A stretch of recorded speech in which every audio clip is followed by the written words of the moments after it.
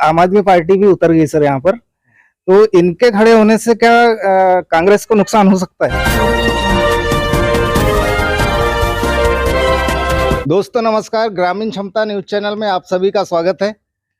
हम अभी इस वक्त खड़े बालाघाट जिले में जो फेमस एक स्थान है जिसे हट्टा की बाहुली नाम से पूरे प्रख्यात यह क्षेत्र है। हम उन्हीं के घर में आज यहाँ पहुँचे हैं। जो यहाँ से नागपुरे जी जो कांग्रेस से अभी विधानसभा चुनाव के लिए विधायक चुनाव पद के चुनाव के लिए एक दावेदार है, तो हम डायरेक्टली उनसे मिलने आए और उन्होंने हमें आज समय भी दिया और अभी हम वहाँ पहुँचे हैं। तो हम डायरेक्ट उन्हीं के साथ में चर्चा आपको दिखाते हैं। बाजू में बैठे नागपुरे जी और इधर बैठे लिल्हारे जी, तो इनसे जो इनका परिचय हम इन्हीं के माध्यम से सुनना चाहेंगे। तो सर हमारे चैनल में आपका स्वागत है। और सर आप अपना परिचय देंगे और हमारा ये सवाल है कि आप इस साल जो अभी विधानसभा चुनाव है, तो ये जो चुनाव लड़ने की मानसिकता कैसे बनाई, ये विचार आपके मन में कैसे आए कि चुनाव लड़ना चाहिए?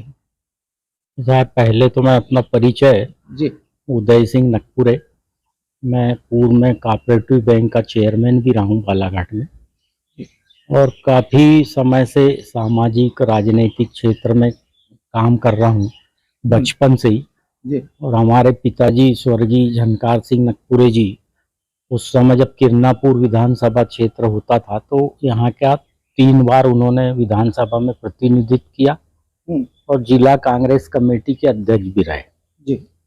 अब जैसा आपने कहा कि विधानसभा लड़ने की इच्छा के बारे में, तो ऐसा है कि जो भी राजनीतिक क्षेत्र में काम करता है सभी की महत्वाकांक्षा होती कि भाई हमको मौका मिले और अगर पार्टी आदेश करेगी जी, तो हम उस पे चुनाव लड़ेंगे। जी जी। इस क्षेत्र में सर, आपके क्षेत्र में भी जो मेन कार्यकर्ताओं में या उम्मीदवार में आपका और एक मधु भगत जी का नाम आ रहा है, तो क्या आप दोनों के फार्म भरे जाएंगे इस बार?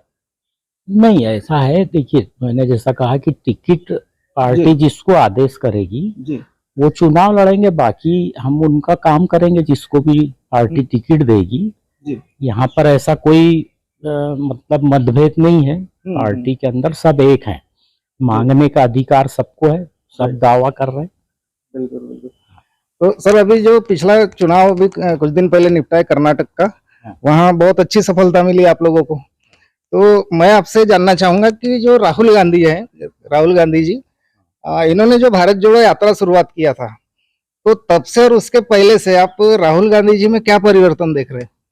परिवर्तन तो निश्चित रूप से हुआ है जी। और उनकी तो पहले से ही छवि अच्छी थी, लेकिन एक प्रायोजित तरीके से उनकी छवि जो कहना चाहिए कि मीडिया के माध्यम से कहिए, दुष्प्रचार के फेक न्यूज के माध्यम से उनकी जो इमेज बना दी गई थी, तो निश्चित रूप से जो भारत जोड़ो यात्रा हुई है उसमें उनकी इमेज, क्योंकि वो पब्लिक से मिले, इतने दिन वो पैदल चले, तो लोगों ने उनको नजदीक से समझा और उनकी जो छवि उभर कर आई उसका लाभ कांग्रेस पार्टी को भी और देश को भी भविष्य में होगा।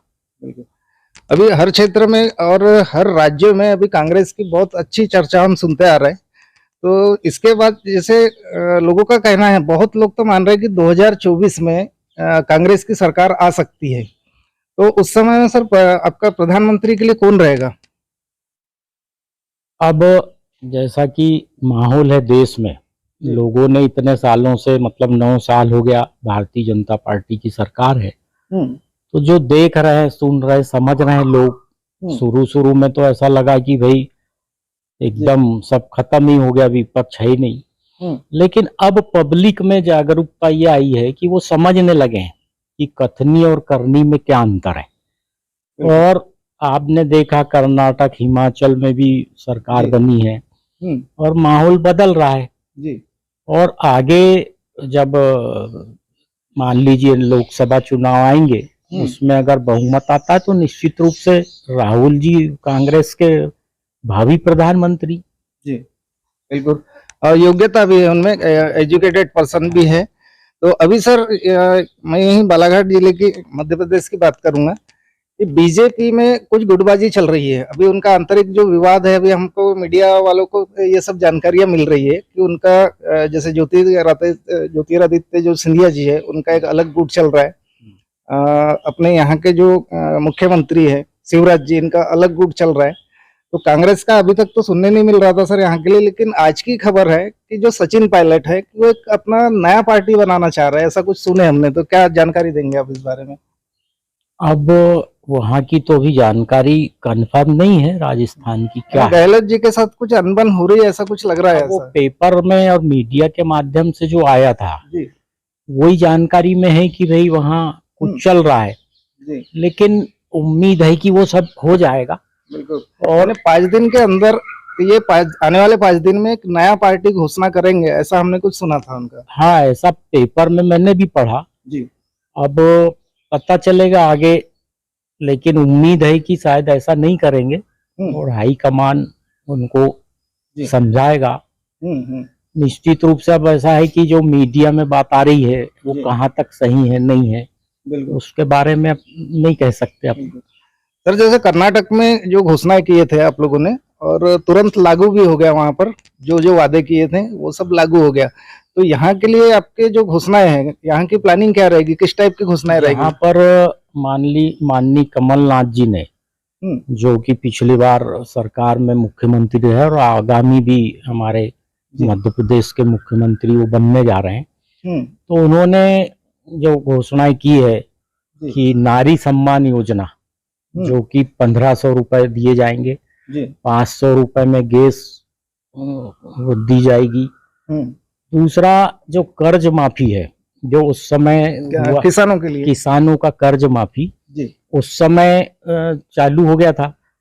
1000 से 50,000 तक के माफ किया गया, फिर 50,000 से 1 लाख तक का माफ किया गया और उसके बाद जो दूसरा चरण होना था वो सरकार नहीं रही, नहीं तो वो भी निश्चित रूप से हो जाता। तो वो भी उन्होंने कहा है कि वो भी हम करेंगे। बिल्कुल। तो लोगों को भी विश्वास है कि कमलनाथ जी करेंगे। और अभी जब बीजेपी की सरकार ब्याज माफ कर रही, हमारा कहना है कि ब्याज क्यों माफ होना चाहिए भाई, मूलधन ही माफ करो। आप अगर किसानों का कर्जा माफ करना चाहते हो तो पूरा माफ हो, ब्याज माफ करने से क्या होगा, किसान थोड़ी उससे उसको लाभ होगा। बिल्कुल। तो ये ऐसे मुद्दे हैं। और उस समय 15 महीने की, आप समझते हैं कि 15 महीने में तो 2 महीना तो लोकसभा में चले गया, मुश्किल से 11 महीने की सरकार में जो काम लोगों ने देखा, तो वो एक तो षड्यंत्र से सरकार चले गई लेकिन लोगों का भरोसा आज भी बरकरार है। बिल्कुल। अभी जो आंतरिक सर्वे हुआ सर आपके मध्य प्रदेश का, तो वहाँ कांग्रेस को बहुत ज्यादा सीटें बताई जा रही है, 140 145 प्लस। ये आंतरिक जो सर्वे बीजेपी के माध्यम से किया गया था, है ना, उन्हीं ने जो सर्वे किया है। तो इस बार यहाँ की जो सरकार बनने की स्थिति साफ नजर आ रही है। तो क्या फिर से ऐसा हो सकता है क्या कि कांग्रेस भरपूर मतों से, अपना बहुमतों से आ रही है और फिर सरकार बीजेपी बना रही है, ऐसा कुछ संभावना हो सकती है? नहीं, अब इस बार तो लोगों ने मन बना लिया है कि निश्चित इस बार, क्योंकि पिछले बार स्थिति ये थी कि बहुमत से 2-3 सीटें कम थी, इसलिए जोड़ तोड़ से सरकार बनी थी, उसमें बीएसपी और निर्दलीय मिलके। लेकिन इस बार पूरी उम्मीद है कि लगभग 150 सीटें आएगी और लोगों ने पूरे प्रदेश में, हम गांव में भी जाते हैं, लोगों से, लोग खुद ही अपने आप बोल रहे हैं कि इस बार बदलाव करना ही है। तो उम्मीद है कि इस बार बहुमत अच्छा रहेगा और अच्छी सरकार आगे चलेगी, क्योंकि लोग त्रस्त हैं आज। बिल्कुल। अभी सर जैसे छत्तीसगढ़ में आपकी सरकार है, वहाँ धान का रेट वगैरह भी अच्छा है बोल रहे, तो वहाँ कुछ किसानों के कर्ज वगैरह माफ हुआ है क्या कांग्रेस सरकार की ओर से? हाँ, उन्होंने किया है वहां पर जैसा यहाँ पर घोषणा हुई थी, तो वहां तो उन्होंने अमल किया है। तो धान का भी अच्छा रेट वहां मिला है। तो बहुत अच्छा काम छत्तीसगढ़ में भी हुआ है। बिल्कुल। तो सर आपकी सरकार महंगाई कम करने के हित में है कि बढ़ाने के हित में है? नहीं, निश्चित रूप से महंगाई तो कम होना चाहिए।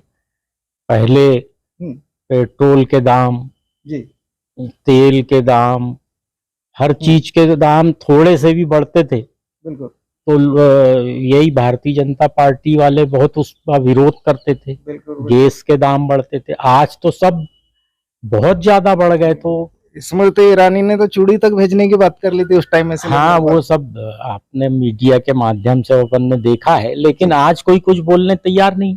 बिल्कुल वही। तो निश्चित रूप से ये कथनी करनी में बहुत अंतर है। जी, एक सवाल है आपसे कि आप जैसे कांग्रेस में हैं और अगर आपको ऊपर से ऐसा आदेश मिलता है कि आपको परसवाड़ा क्षेत्र विधानसभा लड़ना है, अगर आपको टिकट मिलती है तो क्या तैयार है आप?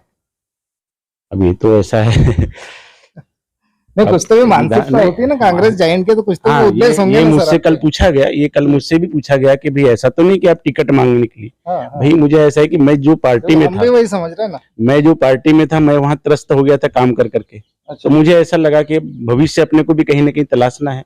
जी, इससे पूर्व मैं जिला पंचायत 2005 में लड़ा था, जी, चुनाव जीता हुआ चुनाव, मुझे बीजेपी की सरकार ने मुझे हराया टेबल पे। उसके बाद मैं जनपद में रहा, पिछले जनपद में 5 साल मैंने सेवाएं दी अपनी, और समाज के प्रति मेरी शुरू से बचपने से सोच रही है कि समाज की सेवा करना है, सोशल वर्क करना है। और यही कारण है कि जो मैंने इतना बड़ा अभी डिसीजन लिया अंगदान करने का, क्योंकि इससे बड़ा दान मैं कुछ भी नहीं समझता। लोग धन देते हैं, पैसा देते हैं, जमीन जायदाद देते हैं, लेकिन अंगदान से बड़ा कोई दान नहीं होता है, मेरा मानना है। हमने और एक चर्चा सुने थे कि आपका कोई एक अभियान चल रहा है, कहेंगे कि कौन सा अभियान चल रहा है आपको? सम्यक अभियान अच्छा, पूरे मध्य प्रदेश में चल रहा है। हमने देखा कि जो उनके मुद्दे हैं सम्यक अभियान के, उसमें बेरोजगारी प्रमुख है। अच्छा, कि बेरोजगारी क्यों है, उसको कैसे कम किया जा सकता है। तो ये सीधे सीधे जो बेरोजगार युवक हैं, नवयुवक हैं, उनसे जुड़ा मुद्दा है। तो हम भी इसमें जुड़े, जी, और मैं यहाँ बालाघाट जिले में भी और परसवाड़ा विधानसभा में हम इसको कर रहे हैं। और जी। उसमें और मुद्दे हैं, महंगाई का है, अच्छा। और आगे इसमें बेरोजगारों का जो युवा लोग हैं उनका अच्छा सहयोग मिल रहा है आपको? हाँ, निश्चित रूप से उनको बात समझ में आ रही कि भाई आज आप देखें कि बेरोजगारी बहुत ज्यादा बढ़ी है, और जो 2 करोड़ रोजगार देने की बात थी, आप देख रहे हैं कि कोई रोजगार नहीं मिला है। बिल्कुल। तो वो प्रमुख इसमें है, तो लोगों को ये बात समझ में आ रही है, वो जुड़ रहे हैं। तो हम लगातार इसको, अभी हमारा अगले ये इस जून के आखिरी तक ये अभियान चलेगा, और पूरे जगह हम जा के इसको बता रहे हैं, और लोगों हमारे नवयुवकों के साथ बात कर रहे हैं।